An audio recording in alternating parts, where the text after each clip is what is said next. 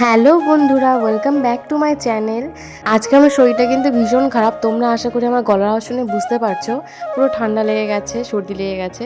তা সত্ত্বেও তোমাদের জন্য আমি ভিডিও বানাচ্ছি, কারণ তোমরা এত এত ভালোবাসা দাও। তো আমরা ফ্যামিলি সবাই মিলে যে মেঘালয় ঘুরতে গেছিলাম, তো আজকে সেই ব্লগেরই পার্ট 4। তো সেখানে তো অনেক কয়দিন ছিলাম। এবার সব ভিডিওতে একটা ব্লগে পোস্ট করা যায় না, তাহলে অনেক বড় হয়ে যাবে, মানে একটা সিনেমার মতন হয়ে যাবে 3-4 ঘন্টা। তো সেটাই ছোটো ছোটো করে পোস্ট করছি। এর আগের ব্লগগুলোতে তোমরা দেখে থাকবে যে সেদিন আমরা 7 সিস্টার ফল যেটা দেখতে পারিনি, তারপরে মৌসুমী কেভ, এগুলো তো সব ঘুরেছিলাম। তারপর সেখান থেকে আমাদের ড্রাইভার আরেকটা নতুন জায়গায় নিয়ে আসে। এই ফলসটার নাম আমার ঠিক মনে নেই, তোমরা জেনে থাকলে কিন্তু অবশ্যই কমেন্ট করে জানাবে। তবে এই জায়গাটা না খুব ভালো ছিল, মানে শান্ত ছিল, লোকজন তেমন ছিল না। আর ভিউটা জাস্ট দেখো তোমরা, এখানে আমরা প্রচুর প্রচুর ছবি তুলেছিলাম, ভিডিও বানিয়েছিলাম। তোমরা আগে দেখে ফেলেছো অলরেডি, আমি রিলস পোস্ট করেছিলাম। তো তোমরা সেখানে অনেক অনেক ভালোবাসা দিয়েছিলে। তো দেখো এখানে আহামরি ভিড় ছিল না, তবে ভিউটা ছিল ফাটাফাটি। এরকম পাহাড়ে ঘুরতে গেলে একটা আলাদাই নীরবতা কাজ করে, মানে মনটা শান্ত হয়ে যায়, কি তাই না? প্রত্যেকেরই দেখবে যখনই মন চঞ্চল হয়ে যায় বা মানে অস্থির অস্থির লাগে বা কিছু, সবাই বলে কি না, চল পাহাড় থেকে ঘুরে আসি। সত্যি তাই, পাহাড়ে একটা আলাদাই শান্তি কাজ করে। তো এই যে আমার ফ্যামিলি সব অমূল্য রত্ন, মাঝখানে একজন বসে বসে কি খাচ্ছে, চকলেট না আইসক্রিম। ওনার খালি একটা একটা কিছু লাগবে, মানে মুখ ওনার চলতে হবে, তবে ভালো কিছু খাবে না কিন্তু, এই এরকম উল্টাপাল্টা জিনিস, আইসক্রিম, চকলেট, চিপস, প্রত্যেকটা বাচ্চাই যা করে থাকে। আমারটাও কিছু আলাদা নয়, আমারটাও সেম।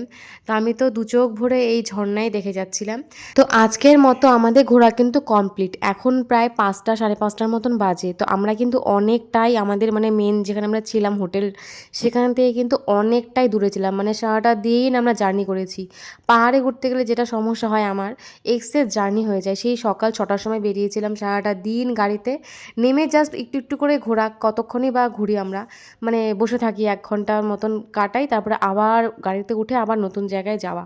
তো আজকের মতো ঘোরা কিন্তু আমাদের কমপ্লিট। এবার যাচ্ছি আমরা হোটেলের উদ্দেশ্যে। এবার দেখো ফেরার পথে কতটা মেঘ দেখতে পাচ্ছ রাস্তার মধ্যে, আমার তো ভীষণ ভয় লাগছিল। তারপরে আমরা অনেকটা জার্নি করার পর সবাই আর কি রেস্টের জন্য একটু চা কফি খাই।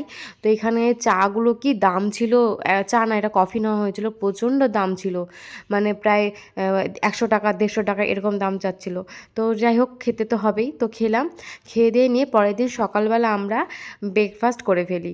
আজকের ব্রেকফাস্টে ছিল নান, একটা কাবলি ছোলার তরকারি, আর সাথে ছিল গাজরের হালুয়া। রান্নাগুলো আমি আর কিছু বলবো না। তো আমাদের সকালে ব্রেকফাস্ট কমপ্লিট। এখন যাচ্ছি আমরা ডাউকি, যেটা মেন জায়গা, ওখানে যাচ্ছি।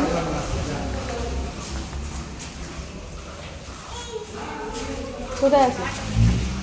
তো আজকের ডেস্টিনেশন ছিল ডাউকি রিভার, যেটা মেঘালয়ের আমার মনে হয় সবথেকে মেন ফোকাস একটা জিনিস, সবথেকে মানে মেমোরেবল একটা জিনিস, সবথেকে সুন্দর একটা জিনিস। এখানে গিয়ে দেখি পুরোই গিজগিজ, মানে লোকের এত কোলাহল, এত লোকজন ছিল, মানে যত রাজ্যের লোক আছে মনে হচ্ছিল এখানেই এসেছিল ডাউকি রিভারের এখানে ঘুরবে জন্য। দেখো মনে হচ্ছে পুরো মেলা লেগে গেছে। আর ওই যে ওপারে দেখো, ওটা কিন্তু বাংলাদেশ, সব বাংলাদেশি লোকজন। তো ওরা ওদের মতো নৌকা করে ঘুরছিল, তবে ওদের ওইটুকুই ঘোরার জায়গা। মেন জিনিস ছিল আমাদের ইন্ডিয়াতে, ইন্ডিয়াতে পাহাড় টাহাড়গুলো ছিল, ওদের ওখানে তেমন কিছু ছিল না। তো এবার আমরা বেরিয়ে পড়লাম। আমরা দুটো নৌকা নিয়েছিলাম। তো একটা নৌকায় 3জন করে উঠতে পারবে, আর একটা নৌকার প্রাইস ছিল 800 টাকা করে। তো আমরা দুটো নৌকা নিয়ে নিই, মা আর আসেনি, মা বসেছিল। আমরা দুটো নৌকা করে 3জন 3জন 6জন বেরিয়ে পড়লাম।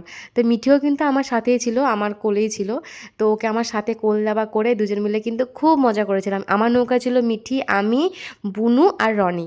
তো আমরা এই 4জন মিলে একটা নৌকাতে ছিলাম। আর একটু ঝিরিঝিরি বৃষ্টি পড়ছিল, সেই জন্য যে নৌকো চালাচ্ছিল তার ছাতাটা আমরা নিয়ে মিঠিকে কোনো রকম মাথাটা ঢাকি, আর আমরা ঘুরতে বেরিয়ে পড়ি। বৃষ্টিতে ভিজে গেছি আমরা, বৃষ্টি হচ্ছে বাইরে প্রচন্ড। দেখো আমরা টেন্টের নিচে আছি।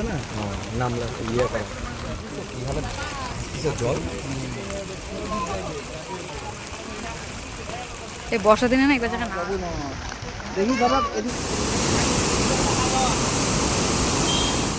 এখন কিন্তু প্রায় 4টার মতন বাজে।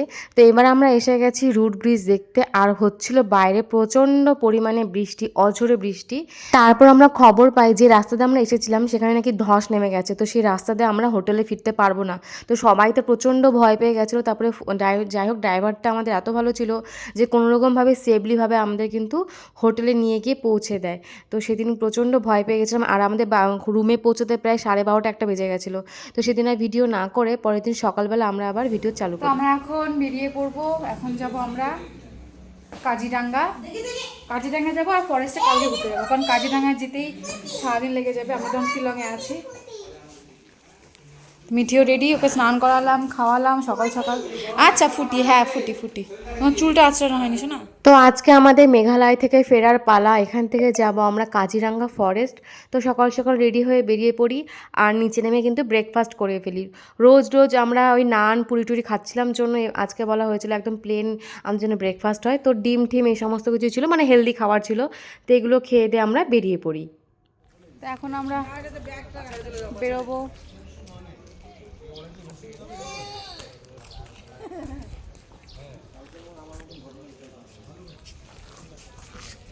ও আজকে ও যদি বমি করে পিছনে বসলে তুমি তাহলে সামনেটাই বসো, আমাকে তো সামনেই বসতে হবে। তাহলে বমি করে দিবে ওই পিছন থেকে এখানে প্রশান্ত। তো ফাইনালি বাসে উঠে পড়লাম। এবার মেঘালয়কে টাটা বাই বাই করার পালা। এবার আমরা রওনা দেব নেক্সট জায়গায় যাওয়ার জন্য। তো এখন যাব আমরা কাজিরাঙ্গা ফরেস্ট, সেটাও কিন্তু অনেকটা দূরে।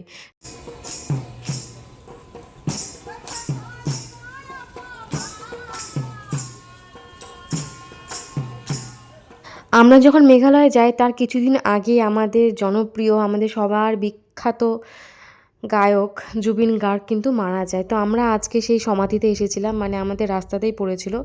আর ড্রাইভারকে রিকোয়েস্ট করেছিলাম যে আমাদের যেন সেটা দেখানো হয়। সেখানে না গেলে জানতে পারতাম না যে তার প্রতি এত লোকের মনে ভালোবাসা, এত শ্রদ্ধা।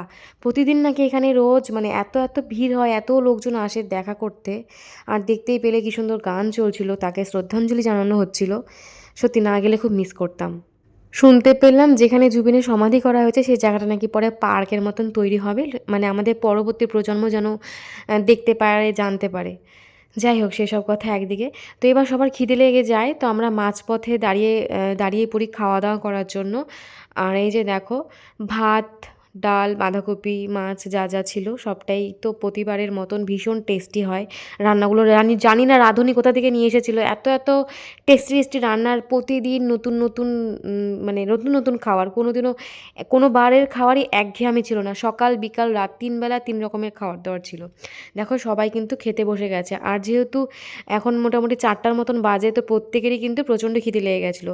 আর ওখানে না একটা লোকাল একটা খাবার তৈরি হচ্ছিলো পিঠে টাইপের, চিড়া দিয়ে মনে হয় কিছু একটা বানিয়েছিল পিঠে মতন। তো আমি আর খুব মানে একদম আনকমন টাইপের খাবার খেতে না খুব ইন্টারেস্ট জাগে মনের মধ্যে। তাই আমি বললাম যে আমাকে একটু বানিয়ে দাও। তো সেটাও কিন্তু ট্রাই করেছিলাম, তবে আমার আহামরি ভালো লাগেনি। গুড় দিয়ে আর চিড়ে দিয়ে কিছু একটা বানিয়েছিল, তো জাস্ট কোনো রকম ট্রাই করলাম, পুরোটা খেতে পারিনি। গল্প করতে করতে চলে এসেছি কাজিরাঙ্গা ন্যাশনাল পার্ক। তো নেক্সট ভিডিও খুব তাড়াতাড়ি আসতে চলেছে। এই ভিডিওটা এখানেই শেষ করছি। যারা নতুন দেখছো তারা কিন্তু অবশ্যই আমার চ্যানেলটিকে সাবস্ক্রাইব করে দিও। ওকে বাই, টাটা, দেখা হবে নেক্সট ভিডিওতে।